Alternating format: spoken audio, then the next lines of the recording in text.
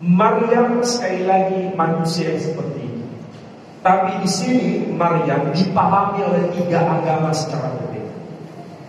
Menurut Quran, Maryam adalah ibunya seorang manusia pilihan, yakni nabinya Allah.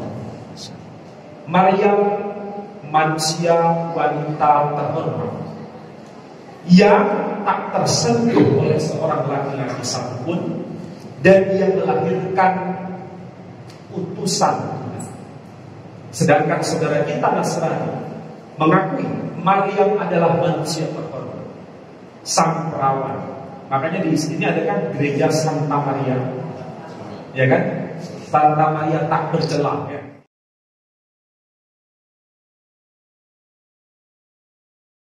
Ketika dia brojol lahir, namanya itu sudah seperti itu, si getir atau si papi. Dan itu betul-betul menjadi fakta perjalanan hidupnya. Semenjak dia dilahirkan sampai dia melahirkan, hidupnya tidak pernah bahagia. Getir, pahit selama hidupnya. Apa buktinya? Ketika dia lahir, dia diharapkan atau tidak sebetulnya? Tidak diharapkan. Ketika dia berpisah dengan kedua orang tuanya, dititipkan kepada Zakaria, berarti dia berpisah dengan kedua orang tuanya sejak kecil. Sampai usia dewasa, justru dia difitnah sebagai pesinah. Kalau seandainya jenengan sebagai Maryam, kira-kira apa yang dilakukan? Bunuh diri, Us. Coba bayangin saja. Mulai dari lahir brojol sampai usia dewasa seperti ini, hidupnya tidak pernah bahagia. Kalau bahasa saya, antara di sampai me, hidupnya penuh dengan kesulitan. Dilahirkan sampai melahirkan, dia tidak pernah mendapatkan kebahagiaan. Tidak salah bilang, sekali lagi tidak salah. Bila dalam Quran ada 114 surah, satu-satunya surah yang memiliki nama istimewa, nama perempuan adalah surah Maryam. Surah Maryam. Coba, ada nggak dalam Quran yang nama surahnya nama perempuan selain surah Maryam? Ada nggak? Nggak ada. Nggak ada.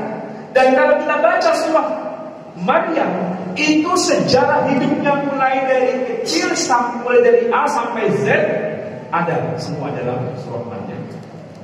Jadi itu pelajaran kita untuk kita semua. Maryam sekali lagi manusia yang seperti itu.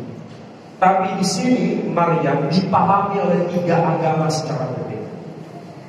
Menurut Quran, Maryam adalah ibunya seorang manusia pilihan, yakni nabinya Allah.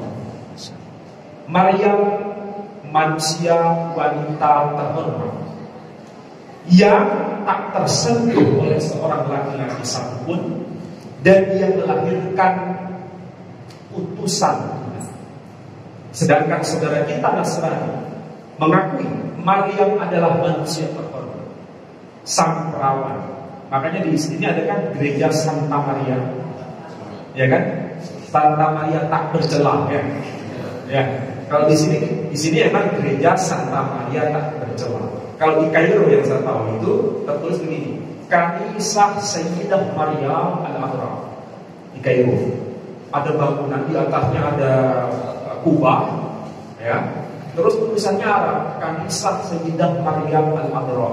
Kalau kita nggak tahu, dikiranya itu masjid, langsung masuk sholat zuhur. Karena bangunannya nggak sama seperti masjid. Tulisannya sama-sama Arab, tapi di dalamnya bukan karpet saja, tapi ada kursi-kursi.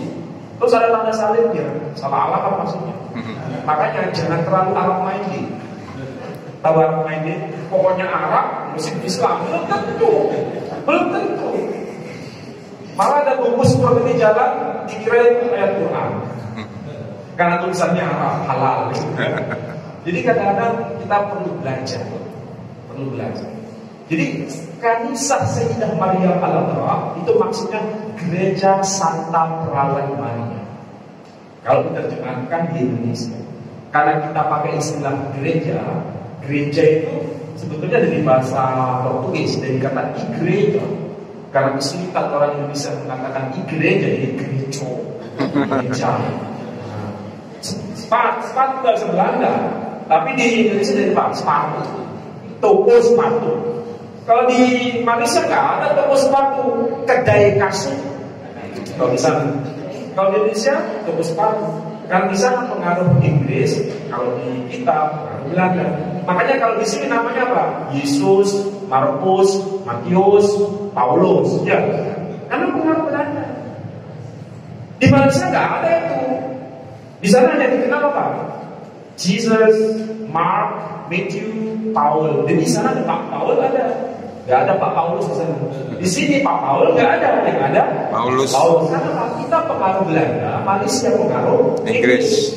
Lafal alfabetnya juga sama, A, B, C, D, pengaruh Belanda kita ini. Di Malaysia, A, B, C, D, pengaruh Inggris. Karena itu soalan bahasa. Makanya kita kenal Yesus Kristus itu pengaruh Belanda. Saya nggak tahu di Quran itu anaknya Maria, ya, anaknya Maria itu disapa dengan sebutan Isa al-Masih, Quran bahasa Arab. Tapi aslinya sebetulnya beliau itu bahasa Suryani. Namanya disebut Isa al-Masih. Makanya dalam Injil Matius versi Pesita itu bahasa Arabnya, bahasa Suryaninya disebut Enne dilidute Isa al-Masih, Bret David, Bret Abraham. Inilah daftar silsilah Isa al-Masih, keturunan Daud.